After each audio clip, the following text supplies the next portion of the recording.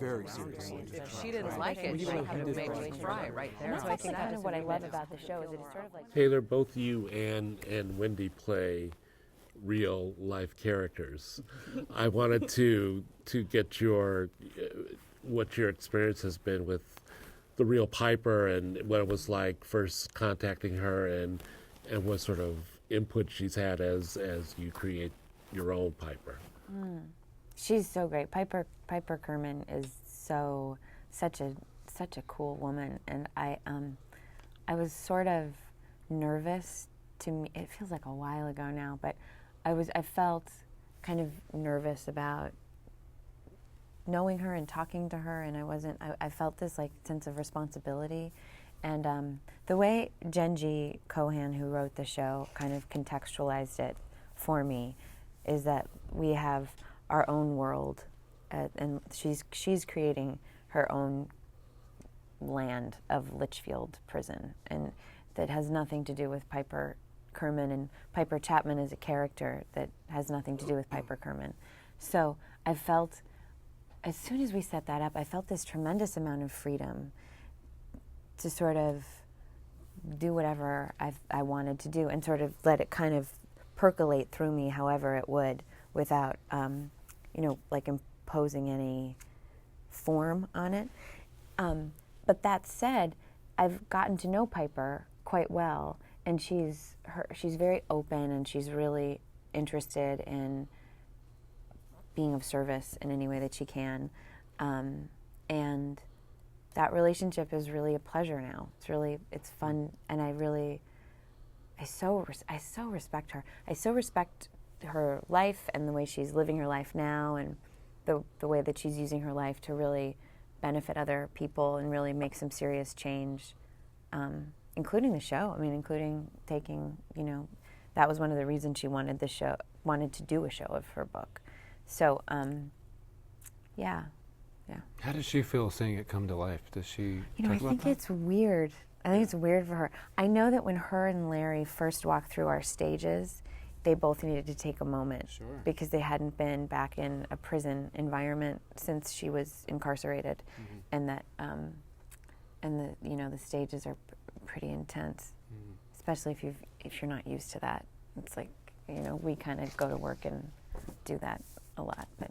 So there are essentially two Pipers now. So there's no real intersection. Yeah, I mean, I think it was funny because the more freedom I gave myself, the more she started to come into the performance in a strange way.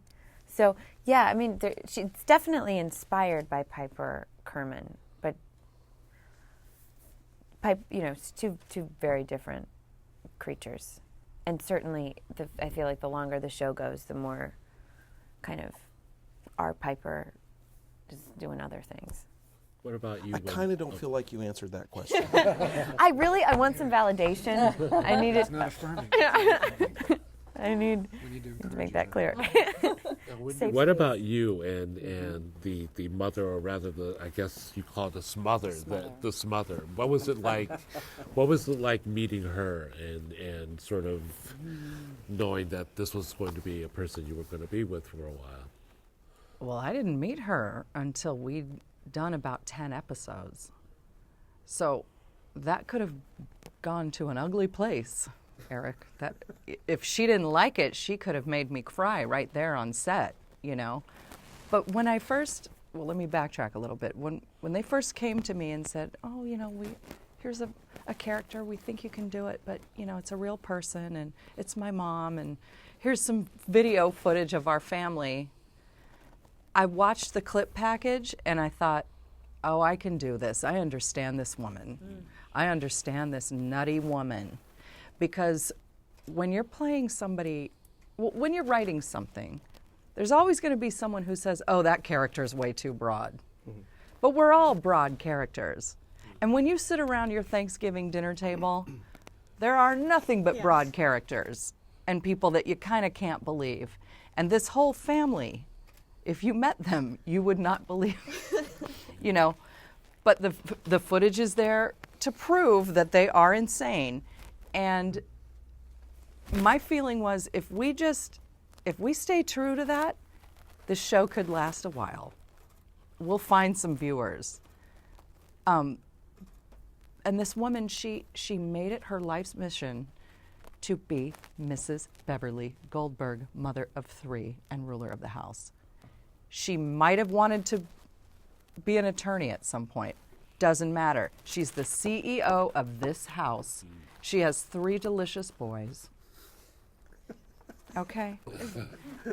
And her boys are her world. She is nothing but proud of those boys, even though they're idiots.